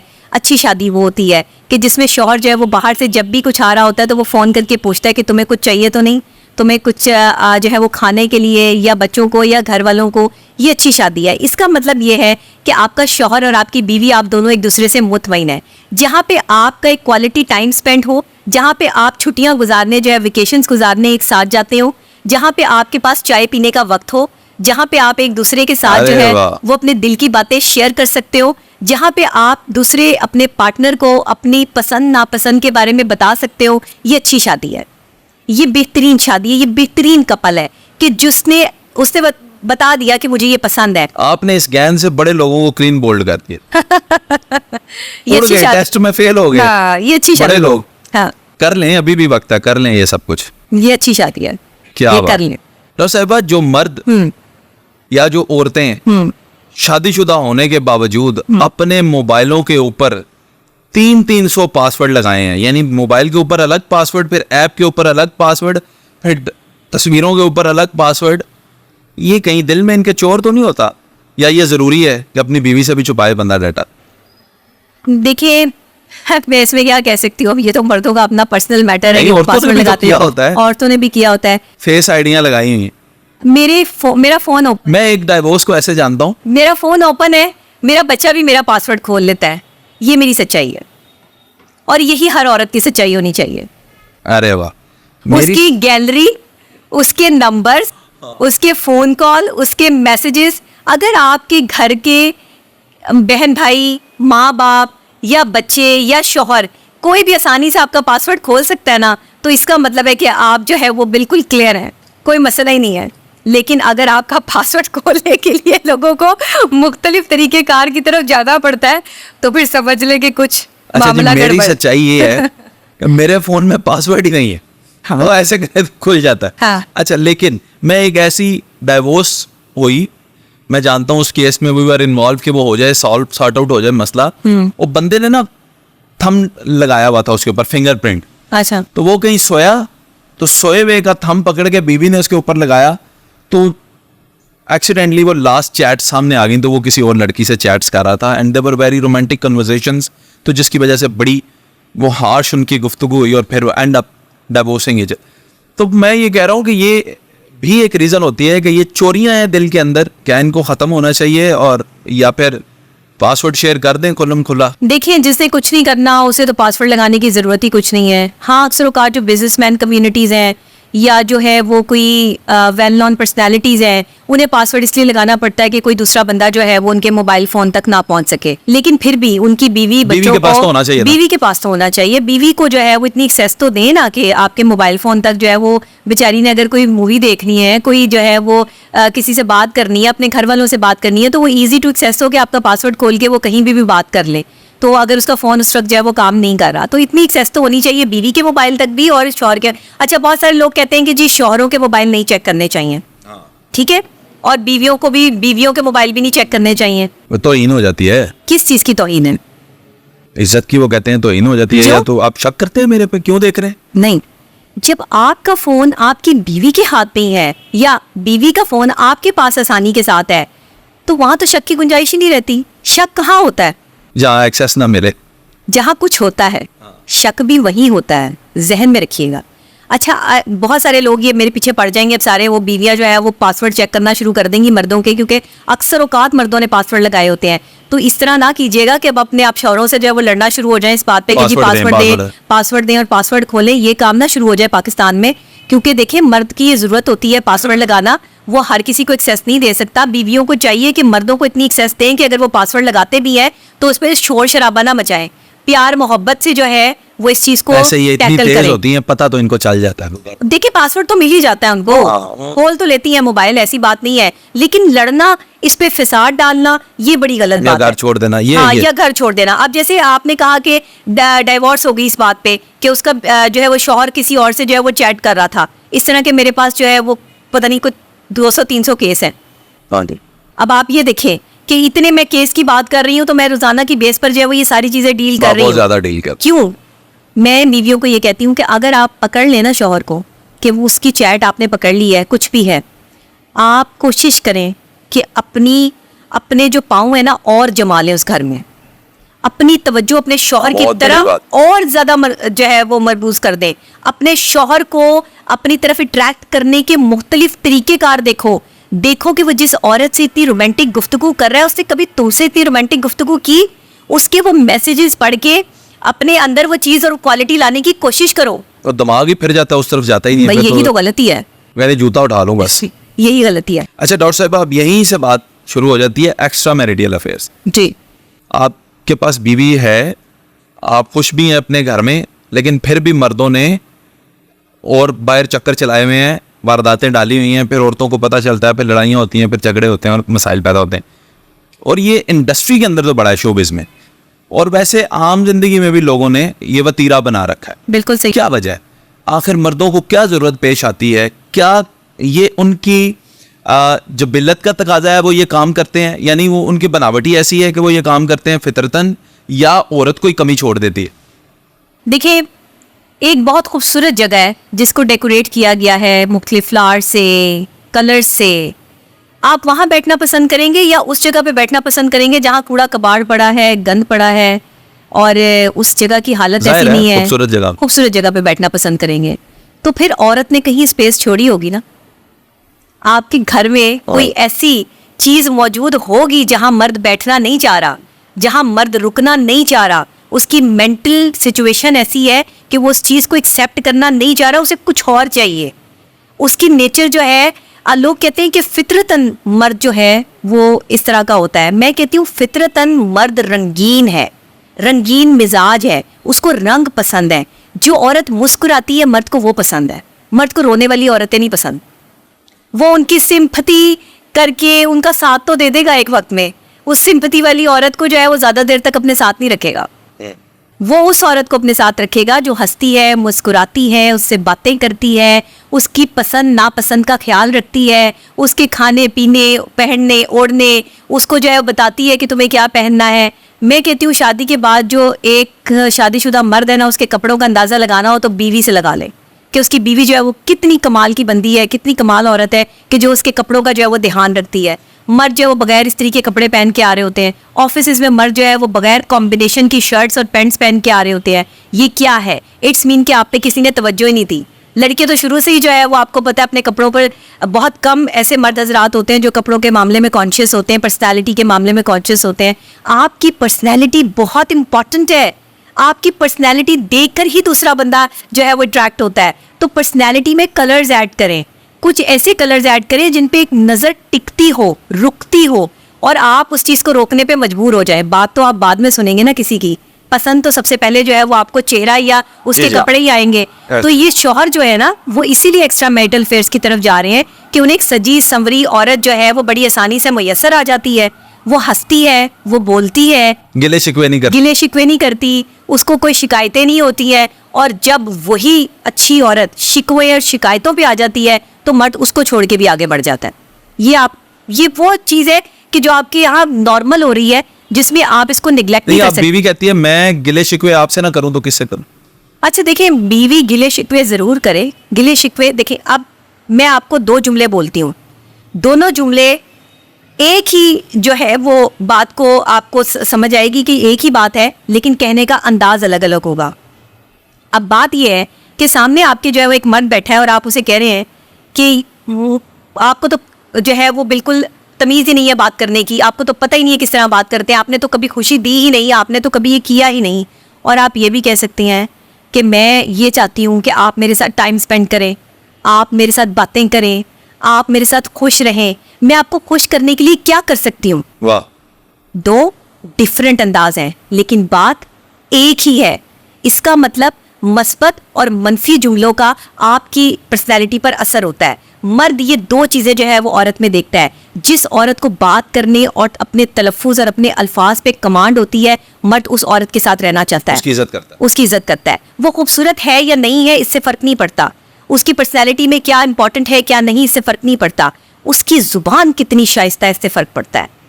आप जितने मर्जी खूबसूरत हो, ऐश्वर्या राय है, आपकी जो है वो बड़ी बड़ी जो है वो खवातीन हैं और किस कदर खूबसूरत हैं, आप देख लें उन्हें भी तलाक़ें हो गई, नहीं बच सकी, नहीं रह सकी। जुबान बड़ी कीमती, मैं नहीं कहती कि वो जुबान चलाती होंगी, लेकिन औरत जब अपना इख्तियार मांगती है ना मर्द से, उसे इख्तियार मांगने के लिए अल्फाज का तयन नहीं करना आता। वो अल्फाज वो इस्तेमाल कर देती है जो एक मर्द को फौरी तौर पर गुस्से में ले आते हैं या मर्द का टेम्परामेंट ख़त्म हो जाता है। बात इस अंदाज से भी की जा सकती है और इस अंदाज से भी की जा सकती है, कान को इधर से पकड़ लो या इधर से पकड़ लो, है कान ही, लेकिन पकड़ने का अंदाज गलत है और पकड़ने का अंदाज सही है। तो सही अंदाज को चूज करें, पॉजिटिविटी में रहे। अच्छा, जिसकी सोच पॉजिटिव होगी ना उसके अल्फाज भी पॉजिटिव होंगे। ये जिनकी सोच पॉजिटिव नहीं ना होती, जो हर वक्त नेगेटिव अपने माइंड को पैगाम देते रहते हैं कि मैं नहीं कर सकती, मेरे साथ तो कभी अच्छा नहीं हुआ, मुझे तो कभी सुकून नहीं मिला, आपका माइंड उस सब चीज़ों को जो है वो अपने अंदर जो डिजॉल्व कर रहा है। ये कंप्यूटर है। हाँ, ब्रॉटअप का असर है, तालीम, तरबियत। आपके पास अक्सर जगह पे तालीम नहीं है, तालीम है तो शऊर नहीं है, और अगर आप में शऊर है तो फिर आपकी एक्सेप्टेंस नहीं है, आपको अवाम और आपका माशरा एक्सेप्ट ही नहीं करेगा। अगर आप बहुत बड़े आलिम या लोगों से ज़्यादा इल्म रखने वाले हैं या लोगों से ज़्यादा समझ रखने वाले हैं, तो आपका तबका कुछ इस तरह का अनपढ़ भी है कि जो आपकी बात से इत्तेफाक ना करते हुए आप ही पर एलिगेशन लगवा देगा। ये हमारे माशरे का सबसे बड़ा फुकदान है। देखिए, बाहर के माशरों में, पढ़े लिखे माशरों में ऐसी चीज़ें नहीं होती। वहाँ पे लोग पढ़े लिखे हैं, उन्हें कोई गरज नहीं किसी के घर में क्या आ रहा है, क्या जा रहा है, कोई मियाँ बीवी की लड़ाई हो रही है, नहीं हो रही। वो आपस में एक दूसरे के साथ नहीं रहना चाहते, आराम से अलग हो जाते, एक दूसरे की बेइज्जती नहीं करते। आप सबसे बड़ी मिसाल ले लें कि हमारे जो है वो लीडर इमरान खान और उनकी अहलिया पहली जो थी जुमैमा खान, उनकी नहीं रह सकते थे साथ, इज्जत के साथ अलग हो गए, आज भी एक दूसरे की मदद कर रहे हैं। सच है। आप यही पाकिस्तानी औरत को देख लें, अगर वो अलग होगी तो वो कभी मुड़ के भी उस आदमी की तरफ जो है वो नहीं देखेगी, मेजॉरिटी, ज़्यादातर। और जो ऐसी हैं ख़वातीन, डिटर्मिनेंट हैं, पढ़ी लिखी हैं, वो अगर कभी किसी जो है वो जगह पर उस शख्स को उसकी ज़रूरत भी पड़ जाएगी तो वो उसका साथ भी दे देगी। वो ये नहीं देखेगी कि ये शख्स कौन था या इसने मेरे साथ उस वक्त में क्या किया था, वो ये देखेगी क्योंकि अल्लाह बार बार कह रहा है कि मैं माफ़ करने वालों को पसंद करता हूँ। माफ़ कर दो, ये लोग जो तुम्हें अजियत देते हैं, ये लोग जो तुम्हें तकलीफ देते हैं, इनको माफ़ कर दो क्योंकि इसका बदला अल्लाह देगा। तो अगर आप माफ़ करने वाले हैं ना तो मियाँ बीवी का रिश्ता बड़ी आसानी से निभ सकता है। और एक आप अपनी गलती मान लें और एक आप माफ़ करने की आदत डाल लें। मियाँ बीवी के रिश्ते में ये 2 चीज़ें बहुत अहम है। अगर आप इसको ऐड कर लें तो मैं समझती हूँ कि आपके शौहर जो है वो आपकी इज्जत करेगा, और शायद वो फिर एक्स्ट्रा मैरिटल अफेयर्स भी जो है ना वो ये ज़्यादा हमारे माशरे से ज़्यादा कम होते चले जाएंगे। बिल्कुल सही। डॉक्टर साहब भाई, औरत को किस किस्म की आज़ादी चाहिए होती है? औरतें अक्सर कहती हैं ना, मैं कैद हो गई हूँ इस चारदीवारी के अंदर, अब मैं बस घुट के रह गई हूँ, आज़ादी। तो ये असल में कौन सी आज़ादी चाह रही होती है? देखिए, जो औरतों को मर्द कहीं बाहर लेके नहीं जाते हैं या उन्हें सिर्फ घर के कामों तक ही जो है वो महदूद कर देते हैं, अगर वो आज़ादी मांगती हैं कि भाई हमें बाहर निकलना है, हमें कहीं जाना है, हमें शॉपिंग करनी है, हमारे साथ बाहर निकलो, तो ये तो कोई मसला नहीं है। लेकिन वो औरतें जो आज़ादी के नाम पे मर्द की तजलील करती हैं कि मर्द हमें चाहिए ही नहीं, हम ही हम हो, तो ये चीज़ हम एक्सेप्ट नहीं करते, और ना हमारे माशरे में ये चीज़ एक्सेप्ट की जाती है, क्योंकि आपका माशरा मर्द के बगैर कंप्लीट नहीं होता। एक औरत जो है वो जितनी मर्जी बहादुर हो, लेकिन वो मर्द के बगैर नहीं चल सकती।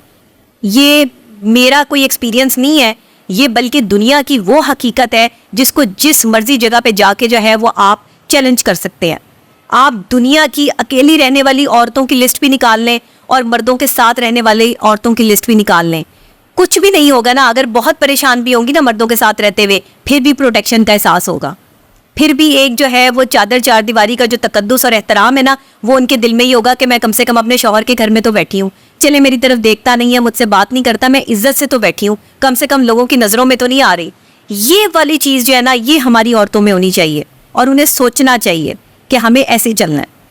और साहबा, आजकल जो तालीमी अदारों का मैयार है, और ख़ास करके बच्चियाँ जो यूनिवर्सिटीज़ में पढ़ रही हैं, इस लाहौर शहर की चलें बात करते हैं, अब वो हॉस्टल से निकलती हैं, उनके पास आज़ादी है, वो फोर्ट्रेस जा रही हैं, वो और जगहों पे जा रही हैं, फूड एंजॉय कर रही हैं अपनी मर्ज़ी का, वो कहीं पे भी घूमने फिरने जा रही हैं, फिर वापस हॉस्टल आ जाती हैं, इंडिपेंडेंट लाइफ है, घर आ जाती हैं। अब वो बच्ची पढ़ लिख के आपने उसकी शादी कर दी, अब पूरा घर गृहस्थी वाला माहौल है, खाना पकाना उसको आता कोई नहीं, टिक के घर में बैठना उसको आता नहीं, दिल ललचाता है मैं रोज़ बाहर जाऊँ। क्या ये जो हमारा माशरा है और आजकल का जो तालीम का निज़ाम है, कहीं ये कोलैप्स तो नहीं कर रहा आपस में? देखिए, हमारे माशरे में मैं हमेशा से कहती हूँ कि तालीम और तरबियत पहले एक साथ इसको जो है वो लिखा जाता था, आज सिर्फ डिग्रियां रह गई हैं, तरबियत खत्म हो गई है। निकल गई। तरबियत क्यों निकल गई है? क्योंकि हम अपनी बेटियों को डॉक्टर, इंजीनियर, प्रोफेसर बना रहे हैं, पायलट बना रहे हैं, हर बड़े ओहदे पर फाइज करवा रहे हैं, लेकिन हम उसे घर गृहस्थी या अपना घर बसाने का कुछ नहीं सिखा रहे। हम कहते हैं, माएँ कहती हैं उत्थे भी तो जाके इन्हें काम ही करने ना। जी जी, तो इधर ना करो मेरा बेटा। नहीं, क्यों ना करो, घर से ही तो सीखना है उसने। अगर वो पढ़ी लिखी लड़की है तो आपके लिए ये बड़ी बात है कि अगर उसको खाना पकाना भी आता है, उसको घर की सफाई सुथराई भी आती है, उसको रख रखाव भी आता है, आप अपनी बेटियों को सिखाएं, उनको तालीम के साथ साथ जो है वो घर गृहस्थी की तालीम जरूर दें, क्योंकि अगर आप उन्हें ये तालीम ये भी एक तालीम है, ये भी तालीम है, ये भी एक पूरी जो है वो आप ये समझ लें कि एजुकेशन है जो आपने अपनी बेटी को देनी है, तभी तो घर बसेंगे। घर क्यों नहीं बस रहे? घर इसीलिए नहीं बस रहे कि ज्यादातर लड़ाइयां इस वजह से हैं कि मैंने काम ही नहीं करना, मैंने लोगों के साथ ही नहीं रहना। मैंने विटनेस किया अभी कुछ दिन पहले, मैंने तुम्हारी माँ के लिए खाना नहीं शादी बनाना। होकर दुल्हन आई है जी, पहले हफ्ते में उसने कहा जी मैंने काम शाम काम नहीं करना। यस, काम वाली है, हाँ, क्योंकि हम पे कर सकते हैं तो काम वाली वो करेगी, मैं काम नहीं करूंगी, खाना भी नहीं बनाती। मेरी एक जानने वाली है, उनका भी यही हाल है। वो जब शादी होके जो आई है तो उनको, उनकी ससुराल वालों को ये प्रॉब्लम थी कि भाई उठती नहीं है, सारा दिन सोती रहती है, 3-3 4-4 बज जाते हैं, तो उठती क्यों नहीं है? तो उन्होंने कहा जी डॉक्टर साहब आप पूछें कि हम क्या मसला आपको जवाब दे दें।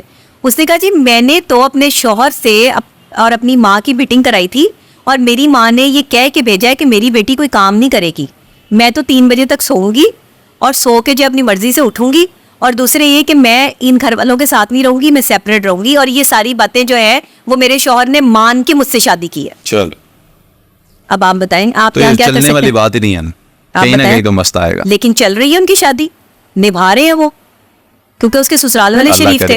अल्लाह करे निभे। उन्होंने जो है वो उनको स्पेशली जो है वो अलग जगह दी, उसके लिए जो है वो अलग सब कुछ। और माँ उस बेचारे की जो है वो बीमार है, अकेली माँ है, बाप भी नहीं है और बहन भाई भी नहीं है संभालने के लिए माँ को, और उसने माँ को जो है वो अकेला छोड़ा हुआ है और वो अपनी बीवी लेकर जो है वो अलग रह रहा है कि जी बीवी की शान में गुस्ताखी ना हो। तो ऐसी भी औरतें हैं, ऐसी भी है। अच्छा डॉक्टर साहब, ये हम कहने की हद तक तो ये बात सुनते हैं ना जी कि मर्द को वो औरत बीवी के रूप में चाहिए जैसे गर्लफ्रेंड उसकी लगे, उसको वो लक्षण उसके और वो आदतें ऐसी लगे जैसे कोई गर्लफ्रेंड। ये कहने की हद तक तो सही है, क्या अमली तौर पे आपने कोई एग्जांपल दुनिया में देखी कि कोई बीवी गर्लफ्रेंड बन के रही हो, इतनी लाडली रही हो, इतने प्यार से रही हो? ये मुमकिन है या सिर्फ वैसे किताबी बात है कोई? अच्छा, मुमकिन होना चाहिए। बीवियों को लाडला तो होना चाहिए शौहर का, इतनी लाडली तो होनी चाहिए। मैं कहती हूँ पाकिस्तान की वो औरतें खुशनसीब हैं जो अपने शौहरों की लाडली हैं, जिनके शौहर उनके नखरे उठाते हैं, उनके लिए जो है वो आज भी जो है उनकी पसंद की चीज़ें उनको लेके देते हैं, उनके लिए आज भी जो वो वेट करते हैं कि वो इकट्ठे खाना खाएंगे। ऐसे भी घर हैं पाकिस्तान में, ऐसे भी मर्द हैं कि जो अपनी बीवियों के साथ ऐसे ही ज़िंदगी गुजार रहे हैं, लेकिन ज़्यादा नहीं है। कोई 10% होंगे, 15% होंगे, लेकिन मैं चाहती हूँ कि ऐसे ही सब मर्द हों कि जो अपनी बीवियों के साथ खुश रह सकें और बीवियाँ भी मर्दों को खुश रख सकें। अच्छा, इसमें दोनों तरफ से होता है। देखिए, एक तरफ से ताली नहीं बजती एक हाथ से, ताली दोनों हाथ से बजती है। औरत अगर हर वक्त सर पे चढ़ी रहे और बदतमीजी करती रहे तो मर्द कब तक बर्दाश्त करेगा? मर्द अगर हर वक्त जो है वो एरोगेंट रहे, एग्रेसिव रहे, गुस्सा करता रहे, बदतमीजी करता रहे, तो औरत कब तक बर्दाश्त करेगी? घर नहीं चल सकता। जायज बात है, मेक सेंस। दोनों को जो है वो एक दूसरे के लिए आसानियां पैदा करने वाला होना है, ना कि मुश्किलात पैदा करने वाला। तो अगर इस तरीके से जो है वो आप जिंदगी गुजार रहे हैं कि आपकी जिंदगी मुश्किल होती जा रही है, बीवी बात नहीं मान रही है, आप उसे मनवा नहीं पा रहे हैं, तो इसका मतलब है कि आपका जो प्रीशियस टाइम है, एक मर्द का जो प्रीशियस टाइम है, वो उसकी औरत को वो नहीं दे रहा है। देखिए, औरत सिर्फ तवज्जो मांगती है मर्द से, उसका वक्त मांगती है। जो मर्द औरत को वक्त दे रहा है ना, उसकी औरत खुश है, उसकी बीवी खुश है उससे। लेकिन जो मर्द अपनी बीवी को वक्त नहीं दे रहा, वहां पे औरत रो रही है, तकलीफ में है। चाहे जितनी मर्जी आसानियों में हो। हाँ, चाहे जितनी मर्जी आसानियों में हो, उसको पैसे से ज्यादा अपने शौहर की जरूरत है, और शौहर को जो है वो बीवी से ज्यादा पैसे की जरूरत है। अब देखें ना, दोनों की जो है वो लाइबिलिटीज और ख्वाहिशात अलग अलग हैं, तो इनको इकट्ठे एक पैनल पे लाने के लिए मैं बीवियों को पता क्या कहती हूँ, मैं खवातीन को कहती हूँ कि कुछ नया करें, कुछ डिफरेंट करें, कुछ अच्छा करें, अच्छा बोलना सीखें, मस्बत जुमलों का तबादला किया करें, अपनी पर्सनैलिटी को ग्रो करें। करेंगे वो खुद ही टाइम दे। देखिए, देखने वाली चीज होगी तो नजर टिकेगी ना। अगर एक ही शक्ल आप बार बार देख रहे हैं, तो जब तक आप उसमें वैरायटी नहीं लेकर आएंगे, अपनी पर्सनैलिटी को ग्रूम नहीं करेंगे, तो बंदे की नजर कैसे टिकी रहेगी आपके ऊपर? कुछ तो डिफरेंट करना पड़ेगा आपको। ये एफर्ट्स तो फिर खवातीन को करनी पड़ती हैं, जो नहीं करती हैं। फिर वो अक्सर कहती हैं तैयार होके, आपने देखा ही नहीं मैं तैयार हुई हुई थी। तो फिर आप वैसे ही तैयार हो ना कि वो देखे आपको।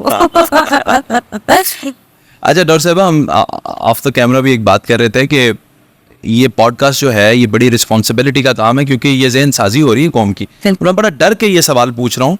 अल्लाह ताला हमें इसमें ऐसी गुफ्तगू करने की तौफीक दे के जिससे मस्बत बात निकले। वो ये है कि कौन सी औरत से शादी करनी चाहिए, उसके अंदर क्या क्वालिटीज़ देखे। इंसान बड़ा कंफ्यूज होता है, क्योंकि मर्द देखता है जी, जो पहली नज़र में उसको नज़र आती है वो है खूबसूरती, मतलब बड़ी सोहनी है, पढ़ी लिखी है, हाँ जी पढ़ी लिखी है, एने तो एमफिल कीता है, अच्छा जी ठीक है, कौम की है जी, ए कौम है, चलें जी शादी करते हैं।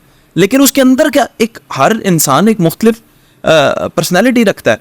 औरत के अंदर क्या क्वालिटीज़ हों जी, तो आप रिकमेंड करेंगे कि इस औरत से शादी हो जानी चाहिए? और मर्द के अंदर क्या क्वालिटीज़ हों कि एक औरत को इसे अपना हमसफ़र चुनना चाहिए? ये बड़ा कीमती सवाल है। इसका कीमती ही जवाब है, खानदान देखें।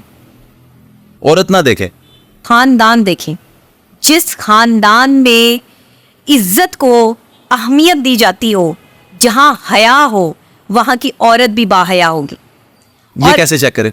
ये कैसे, आपको औरत से मिलकर अंदाजा हो जाता है कितनी बाहया है। क्योंकि जब तो आप रिश्ता लेने जाते हैं ना जी, जब रिश्ता लेने जाते हैं, और कितनी जो है वो घर गृहस्थी वाली है। देखिए, औरत वो है जिसे घर संभालना आता है, जिसे अपने शौहर, अपनी बीवी, अपने बच्चे, अपने आप पर जो है वो तवज्जो देनी आती है, औरत वो है। क्योंकि औरत को जो है वो अल्लाह ने बनाया ही चार दीवारी के लिए है।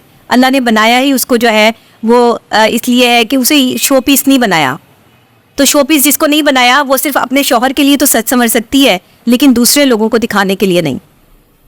तो ये चीज़ें जो है वो मद्देनजर रखनी चाहिए। जब आप कोई लड़की देखने के लिए जो है वो जाए, तो उसके खानदान देखें। नहीं, अब मैं ये कह रहा हूँ, जब हम रिश्ता लेकर गए हैं एक औरत को देखने के लिए, या औरत वाले आए हैं मर्द को देखने के लिए, उस दिन तो घर सारा साफ सुथरा है, खाने भी आला से आला बने हुए और सारे उसी ने ही बनाए हुए हैं। कैसे जज करें, क्या देखें? कुछ 2-4 पॉइंट की बातें बताएं ना, उनमें नोट करें जो बारीकी से। आसिफ भाई, घरेलू खवातीन जो होती है ना, उनके हुलिये से ही पता चल जाता है कि खानदानी लड़की है। उसके देखने बैठने के अंदाज और उसके जो है वो सलाम दुआ लेने और बात करने के अंदाज से ही जजमेंट हो जाता है, बंदा जजमेंटल हो जाता है उस वक्त और जज करना शुरू कर देता है कि ये जो बंदी मेरे सामने बैठी हुई है ये बाहया खातून है या नहीं, ये घर के काम करना जानती होगी या नहीं, ये घर संभाल सकती है और ये क्या एक मर्द को संभालने की कैपेसिटी रखती है या नहीं। ये फैसले उसी वक्त हो जाते हैं। देखने वाली नजर चाहिए होनी चाहिए। अरे वाह यानी जो बाहया नहीं होगी वो अपने रिश्ते के दिन भी बाहया नहीं बन सकती। यस, नहीं हो सकती। कहीं अल्लाह ने तो नहीं छीनी हुई है उससे। यस, ये अल्लाह की तरफ से है। ये इसीलिए वो छुपा भी नहीं सकती है। नहीं छुपा सकती, नहीं छुपा सकती। जो बाहया औरत है ना वो आपके सामने आके बैठेगी, आप उसकी नजरों से अंदाजा लगा लेंगे कि ये बाहया है, ये बाकिरदार औरत है, वो लड़की जो है वो बाकिरदार है। ये आपको पहले बैठने के अंदाज से, उसके एंटर कमरे में होने से और आप कुर्सी पे बैठने तक अंदाजा लगा सकते हैं। मैं तो खैर लगा ही सकती हूँ, लेकिन और भी लोग लगा सकते हैं। नहीं, आप जितनी असीर नजर सबकी थोड़ी होती है। मर्दों में क्या होना चाहिए क्वालिटी? हाँ, वो तो बेचारे सारे इको जी टुर के आंदे ने, बह जाते ने शरीफ। मर्द के जो अल्फाज हैं वो उसका तारुफ होते हैं। मर्द की जो जुबान होती है ना, जब खुलती है तो नस्लों का तारुफ करा देती है।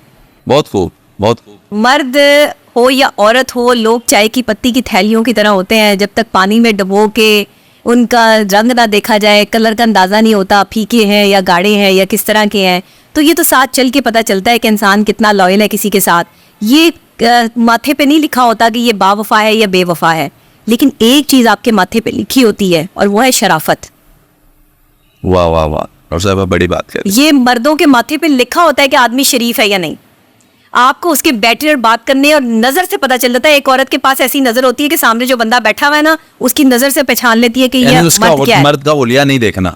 मर्द देखें जिस मेरी तरह के मूंछों वाले वैसे ही बदनाम है क्या? पता नहीं कोई गुंडा तो नहीं है। मर्द के देखने का अंदाज बताता है कि वो कितना शरीफ है। अच्छा, औरत को अल्लाह ने ये भी एबिलिटी दी है कि वो मर्द के देखने को भांप लेती है। ये किस एंगल से देख रहा है? Yes yes yes. तो वहाँ जो औरतें या खवातीन बैठी होती है उन्हें पता चल जाता है कि लड़का कितना शरीफ है या कितना। दोनों को बाहया होना ज़रूरी है। नज़र का पर्दा, हुक्म नज़र के पर्दे का है।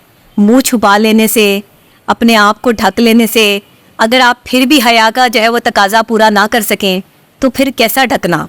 ढकना है तो अपनी निगाहों को ढको, जिन्होंने जवाब देना है कि आपने ये गलत काम होते देखा था, ये गंद देखा था। आपने ढकना है तो अपने हाथों को ढको कि जिनसे कोई गलत काम सरजद ना हो। अगर आपने ढकना है तो अपनी ज़ुबान को ढको कि जिसकी ज़ुबान की जो है वो चाशनी से तो लोग महक सके, लेकिन आपकी ज़ुबान की तलखी से जो है वो किसी का बुरा ना हो। वो अल्लाह ताला फरमा रहे हैं, अहादीस मुबारका है कि मोमिन वो है, मुसलमान वो है जिसकी हाथ और ज़ुबान से दूसरा मुसलमान महफूज है। बस यहाँ बात ख़त्म हो जाती है। इससे आगे तो मेरे पास अल्फाज ही ख़त्म हो जाते हैं कि अहादीस मुबारका है कि मुसलमान ही वो है जिसकी हाथ और ज़ुबान से दूसरा मुसलमान महफूज है। तो फिर आज आप समझते हैं कि तोहमत लगाने वाले, बदतमीजी करने वाले, जुबान दराज लोग, बदतमीज अल्फाज इस्तेमाल करने वाले, गलत जुमले इस्तेमाल करने वाले अल्लाह के पसंदीदा लोगों में से नहीं है और ना हो सकते हैं। डॉक्टर साहिबा, आप सलामत रहें, आपने बहुत बड़ी बात की। डॉक्टर साहब, एक और इसी तरह का बड़ा कीमती सवाल, और फिर ये सारी जिम्मेदारी अपने कंधों से उतार के आपके कंधों पे, मैं इस सवाल का बोझ ही नहीं ले सकता, लेकिन आपको अल्लाह ने ये सलाहियत दी है कि आप जवाब दे सकें। वो ये है कि कब एक मर्द ये तयन कर ले कि मैं इस औरत को तलाक दे दूं, अभी वो फैसला किस हाइट पे जाके होना चाहिए, और औरत का भी ये फैसला कर ले कि मैं इस मर्द के साथ नहीं रह सकती, और उससे पहले बर्दाश्त के क्या मराइल है? आखिरी दम तक बर्दाश्त और सब्र का हुक्म अल्लाह दे रहा है, रिश्ते में भी, अपनी जिंदगी में भी, बुरे हालात से निपटने के लिए भी और ताल्लुकात को चलाने के लिए भी। तो सब्र और बर्दाश्त आखिरी लम्हे तक करना पड़ेगा। रिश्ते को निभाने के लिए आखिरी दम तक कोशिशें करनी पड़ेंगी। वो लम्हा अल्लाह ना किसी की ज़िंदगी में लाए कि जब रिश्ते टूटे, लेकिन अनफॉर्चुनेटली आज हमारे पाकिस्तान में खुला लेने की तादाद तलाक की तादाद से कहीं ज़्यादा है। अच्छा, आप केसेस जाके देखें, हमारी अदालतों में बच्चे बिलक रहे होते हैं कि कभी माँ के हवाले कर दिए जाते हैं, कभी बाप के हवाले कर दिए जाते हैं। वो जो कर्ब वाले मनाजिर हैं वो आप देख नहीं सकते।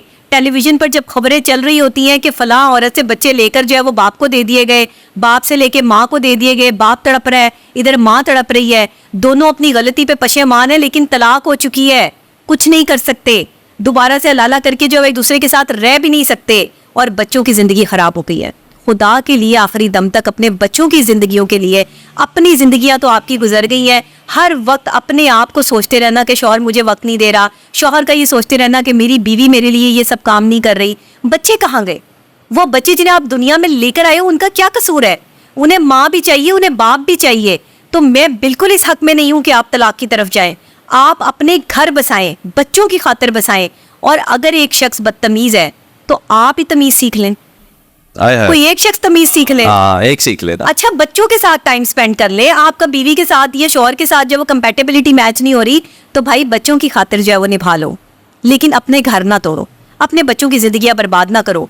कोई भी ऐसा पॉइंट अपनी जिंदगी में लेकर मत आओ कि जिसमें आपको अपनी बीवी या अपने शौहर को अपनी जिंदगी से निकालना पड़े। आज भी जिन घरों में जो है वो तलखियां या लड़ाइयां जारी हैं, खुदा के लिए आज मेरी ये वीडियो देखने के बाद अगर आप लोग मुझे सुनते हैं, मुझे पसंद करते हैं, तो मेरी ही खातिर अपने घर बसाने की हर मुमकिन कोशिश करो। बिल्कुल तलाक की तरफ मत जाओ। अगर आपके बच्चे हैं, अगर आप उनके बच्चों का अपने मुस्तकबिल जो है वो ख़राब करोगे, इस खुला के केसेस को मैं पाकिस्तानी अदालतों से ख़त्म करवाना चाहती हूँ। मैं चाहती हूँ कि ये खुला के लिए औरतें जो है वो अदालत का दरवाज़ा ना खटखटाए, बल्कि आप अगर खुदा न खास्ता आपके साथ कोई जुल्म हो रहा है, शौहर अगर डोमेस्टिक वायलेंस पे आ गया है, शौहर अगर आप पे हाथ उठाता है, आप पे तशद्दुद करता है, बदतमीजी करता है आपके साथ और आपकी इज्जत नहीं करता, तो उस वक्त में आप उससे अलहदगी इख्तियार कर लें। अगर वो बहुत ज्यादा आपकी जो है वो तजलील पर उतरा हुआ है, आपके घर वालों को भी इज्जत नहीं देता, आपको भी इज्जत नहीं देता, तो उस वक्त तो फिर आप अपनी जान बचाएं। क्योंकि उस वक्त तो फिर आपको पता है कि हमारे माशरे में कितनी लड़कियां हैं जिनको जला के मार दिया गया, कितनी लड़कियां हैं जिनको फांसी पे चढ़ा दिया। Make sense. ये सारी चीजें जो है वो फिर आपको देखनी पड़ेंगी, लेकिन आखिरी दम तक अपना रिश्ता निभाएं, रिश्ते को तोड़ने की कोशिश ना करें। जो जल्लाद बने हुए हैं वो खुदा के लिए इंसान बने। औरत पे जुल्म करने वाला मर्द नहीं होता, मर्द वो होता है जो औरत को संभालने का हौसला रखे, औरत की बात को समझने का हौसला रखे। ये कोई मर्द नहीं है कि जो ये कहे कि जी मैं औरत पे हाथ उठाता हूँ, मैं औरत को मार सकता हूँ, मैं औरत की जो वो तजलील कर सकता हूँ तो मैं मर्द हूँ। नहीं, मैं इसको मर्द नहीं समझती। बहुत बड़ी बात डॉक्टर साहब। मैंने ना, मैं ये ऑन कैमरा एक चीज़ एडमिट करूँ, 2 से 3 ऐसे क्वेश्चंस थे मेरे पास जो कंट्रोवर्शियल थे, and I am skipping them because जो खूबसूरत आप बोली हैं, जो खूबसूरत आपने बातें की हैं, मैं वो चाहता ही नहीं होगा हमारी पॉडकास्ट में गंद ऐड हो। But just last question and I will wind it up this beautiful podcast, that is what will you prefer कि लव मैरिज होनी चाहिए या अरेंज मैरिज होनी चाहिए, और आगे जाके ज्यादा चलने के चांसेस किसके हैं? और लव शव रहता है बाद में? वैसे मोहब्बत होनी चाहिए और मोहब्बत में एक दूसरे का एहतराम होना चाहिए। लव मैरिजेस में ना आप अपनी जिंदगी पहले ही जी लेते हो, पहले ही सारा वो मिल के अपने सारी इमोशंस अपने साथ। लव हो तो आप बस शादी हो गई, शादी कर ले। बिल्कुल, यानी अगर पहले कोई रिश्ता है आपका, 1-2 साल का रिलेशन बनाया हुआ है आपने, जो है तो नाजायज बात है। अगर उसके बाद आप शादी करते हैं तो वो फिर नहीं सही, आप समझ? नहीं, सही या गलत का फैसला तो मैं नहीं कर सकती, ये तो डिपेंड ऑन नेचर कि भाई दोनों की नेचर क्या है। दोनों एक दूसरे के साथ रह भी सकते हैं, दोनों इकट्ठे साथ एक दूसरे के साथ कंपैटिबल भी हो सकते हैं, नहीं भी हो सकते। लव मैरिज वालों की तलाकें होती हैं। लव मैरिज वालों की तलाकें क्यों होती हैं मैं आपको आज बता देती हूँ। एक्सपेक्टेशंस की वजह से एक्सपेक्टेशंस बढ़ जाती हैं। अगले बंदे को आप अपनी जागीर समझना शुरू कर देते हो, वो चाहे लड़की है या लड़का है। वो कहता है कि तुमने इससे बात नहीं करनी, तुमने यहाँ नहीं बैठना, तुमने ये नहीं खाना, तुमने ये पहनना है, तुमने मेरी मर्जी के मुताबिक जीना है। ये जो चीज़ें हैं ना, ये आपकी लव मैरिज को इफेक्ट करती हैं, क्योंकि अगला बंदा कोई भी है, औरत है या मर्द है, वो आपका मुलाजिम नहीं बन सकता या वो आपका जर खरीद गुलाम नहीं हो सकता। आपने उसको स्पेस देनी है, मोहब्बत देनी है, इज्जत देनी है। उसको एक जो है उसको गलत, अगर आपने समझाना भी है ना कि तुम यहाँ पे गलत हो, तो प्यार से समझाएं। और वैसे भी फाइनेंशियली स्टेबल ना भी हो बंदा तो उससे भी तो प्यार हो जाता है, और बाद में तो फिर ये चीजें तंग करती हैं। जी अच्छा, देखिए फाइनेंशियली जो स्टेबल नहीं है वो बड़े क्राइसिस जो है वो बाद में झेलने पड़ते हैं। तो ये पहले लड़कियां देखकर जो है वो शादी करें लड़कों से कि जिनके फाइनेंशियल क्राइसिस हैं या वो जो फाइनेंशियल आपको सपोर्ट नहीं कर सकते। मेरा हो जाएगा। हाँ नहीं, ऐसे नहीं, जब तक वो अपने पाँव पे खड़ा ना हो जाए, जब तक उसके पास इतना पैसा ना हो, से पैसे लेके गुजारा कर रहे नहीं, तो ये गलत है ना, ये तो कोई तरीकेकार नहीं है। मर्द को सरबराह बनाया, औरत को तो नहीं कि औरत अपनी जेब से खर्चा करे। वो जो लोग जाकर जो है वो डेटिंग पॉइंट पे बैठे होते हैं, या वो शौहर जो बीवियों से जो है वो पैसे ले रहे होते हैं, बीवी शौहर को पैसे दे सकती है, इसमें कोई हर्ज नहीं है, बिल्कुल दे सकती है, लेकिन डिपेंड ही हो जाना उसके ऊपर, ये गलत है। डिपेंड नहीं होना चाहिए आपको खुद भी जो है वो अपने आप को इतना इस काबिल करना चाहिए कि आप उसका साथ दे सकें, दोनों शाना बशाना चले। लेकिन वो लड़के जो सिर्फ लड़कियों के पैसों पर ही जो है वो याशी करना चाहते हैं, ऐसे लड़के आपके लिए अच्छे कंपेनियन नहीं हो सकते। नहीं तो अच्छे लड़कियां साथी क्यों नहीं हो देती हैं पैसे उनको, अपना जेवर भी दे देती हैं। ये गलत बात है ना। अब ये नहीं होना चाहिए, ये समझना चाहिए उन्हें कि जो शख्स आपसे इतनी बड़ी बड़ी डिमांड्स कर रहा है वो आपके साथ आपकी जिंदगी तो नहीं आपके साथ जो है वो गुजार सकता। वो तो अपनी जो है वो लालच की बेस पे आपके साथ चल रहा है। तो या तो आप अपना लालच देख ले या फिर आप जो है वो अपनी जिंदगी देख लें। कहते हैं ना वो कानून भी अंधा होता है और मोहब्बत प्यार भी अंधी होती है। वो कहते हैं ना कि जंग और मोहब्बत में सब कुछ जायज है, तो यहाँ पे सब कुछ चलता है, तो इसीलिए सब लोगों ने सब कुछ चलाया हुआ है। डॉक्टर साहिबा, ये बहुत ही खूबसूरत वक्त था जो मैंने आपके साथ गुजारा। इसमें मुझे भी बहुत कुछ सीखने को मिला। आपने बहुत कीमती बातें की, इस कौम के लोगों से आप मुखातिब हुई, आपने रिश्तों पे बात की, और मैं समझता हूँ कि हमारे मकसद भी इसी तरह से अचीव होते हैं जब हम आप जैसे लोगों से मिलते हैं और लोगों को वो कंटेंट देते हैं जो उनकी जिंदगियों में कुछ तब्दीली लेकर आ सके। This is what we call adding value to the society. हम शायद ऐसा कंटेंट कर पाए हैं। अल्लाह ताला जब ये एक फाइनल प्रोडक्ट बन के निकले तो अच्छी निकले। मैं आपका मशकूर हूँ, आपने मुझे वक्त दिया, कीमती गुफ्तगू की। आपका गला भी खराब था, आप बहुत ज्यादा बोली। मैं ये सारी चीजों की कदर करता हूँ, आपका शुक्रिया अदा करता हूँ और अल्लाह ताला आपको बहुत सारी इज्जतों से रिस्क से नवाजे। बहुत शुक्रिया भाई, थैंक यू सो मच। जज़ाकल्लाह।